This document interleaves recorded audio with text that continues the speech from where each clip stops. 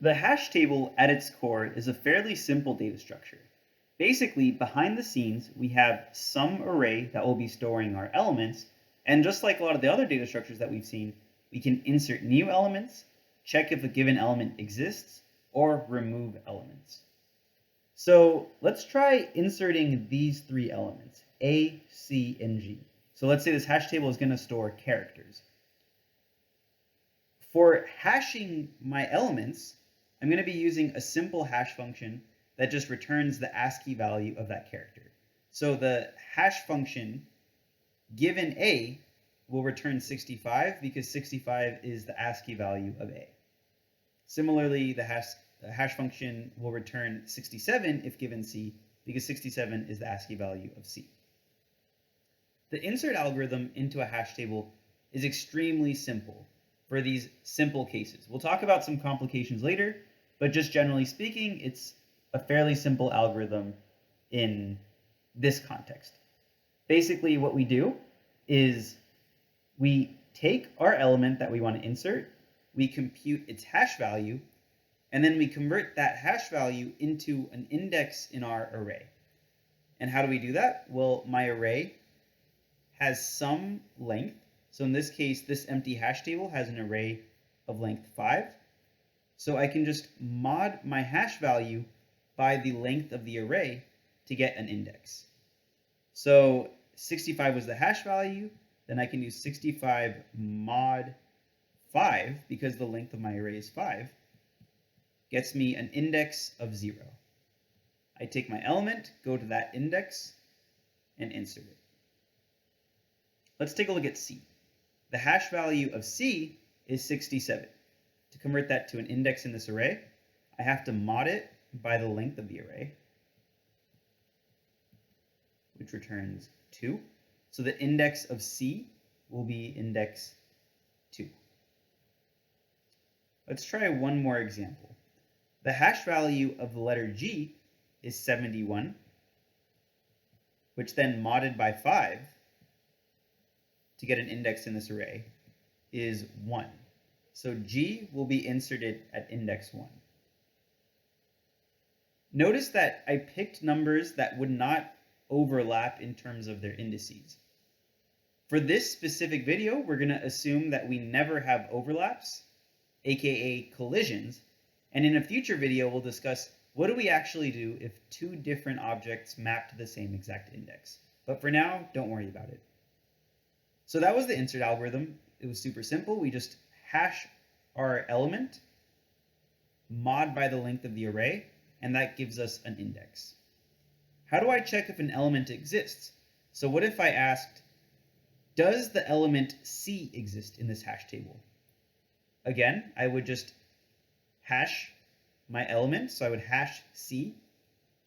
I would then mod it by the length of my array, and then I would check, oh, it does exist. C is at this index. What about if I wanted to see if the element D exists in my array? So the hash value of D in my simple hashing is just going to be the ASCII value. So the ASCII value of D is 68. And then to get an index, I mod it by the length of my array, which gives me 3. And then if D existed in this hash table, it would appear at index 3. So I jump to index 3 and I see, no, D does not exist here. Therefore, D does not exist in my hash table.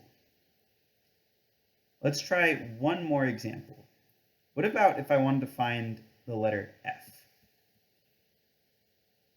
So the hash value of F, the hash code of F, is the ASCII value of F, which is 70. And then to convert that into an index, 70 mod by the length of my array is 0. I jump to index 0, and even though index 0 is not empty, it doesn't contain F. Therefore, under this simple example where I'm not taking into account potential collisions, I would say F does not exist because F is not in this index. If I were to remove an element, let's say I want to remove the element C, again, I get the hash value, mod it by the length of the array. That gets me index 2. And then I would just remove it from that index. So find, remove, and insert are extremely trivial if I ignore the fact that collisions can happen. If you think about it, the hash table implements the set abstract data type. For a hash table, I can insert elements, I can check if a given element exists, and I can remove elements, which exactly describes the set ADT. The hash map is a slight extension of the hash table, but which implements the map ADT. So instead of inserting individual elements in a map, like a hash map, I insert key value pairs. So I insert a key with its corresponding value. And instead of just checking if an element exists, I can retrieve the value associated with the given key. And likewise, I can remove a key value pair if you gave me the key. So in this example, again, just like a hash table, a hash map has some array behind the scenes. I've drawn one that has 5 empty slots. This hash map doesn't contain anything. And let's say it's a hash map that will map strings to strings. Let's say I want to map student names to student grades. I've written down 2 student names, Nima and Ryan, and I don't feel like getting into the details of whatever their hash values might be. But let's just say that whatever their hash value is, mod 5 will return 2 for Nima. And let's say the hash value of Ryan, whatever it may be, mod 5 is 0. Remember, given the hash value of a given object, if I mod by the length of the backing array, that gives me the index that that object should appear. So Nima should appear at index 2, Ryan should appear at index 0. So let's say I want to add the key value pair, Nima A+. So I want to give Nima a grade of A+. Well, with respect to the key, I hash it and mod by the length of the array to get an index, which is 2. And I will insert this key value pair, Nima A+, index 2, sorry. Nima maps to index 2, so I will add Nima A+ to that corresponding index. Let's say I want to add Ryan A to my hash map. So I want Ryan to have a grade of A. I would hash the string Ryan, mod it by 5 to get an index in this array, and it returns 0. This time I'm doing it right. And I'm going to insert that key value pair into index 0. So the key is Ryan, the value is A. So that was the insert function of a map. I can then retrieve the grade. So let's say I wanted to know what is the grade of Nima. Well, again, I would mod Nima by 5, go to its index, which is 2, and I would say, oh, the value associated with that key is an A+. If I wanted the grade of Ryan, so retrieve the grade of Ryan, I will hash Ryan, mod it by the length of my array, which is 5, which gives me an index of 0.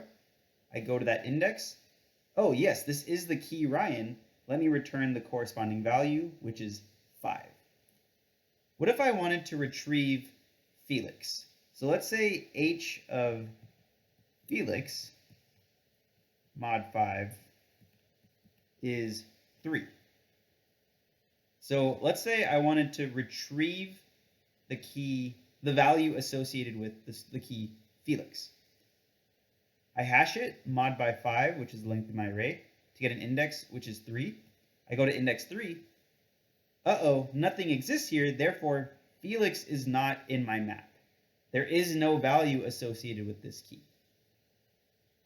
And then I could also remove a key value pair. Let's say I want to remove Ryan. I would hash Ryan, mod by the length of my array to get an index, which is 0. Go to that index. Oh, yes, this is indeed Ryan. Let me delete this key value pair from this index. Again, I haven't talked about what happens if multiple keys happen to map to the exact same index, which would be a collision. But we will be discussing collisions in a future episode, in a future video.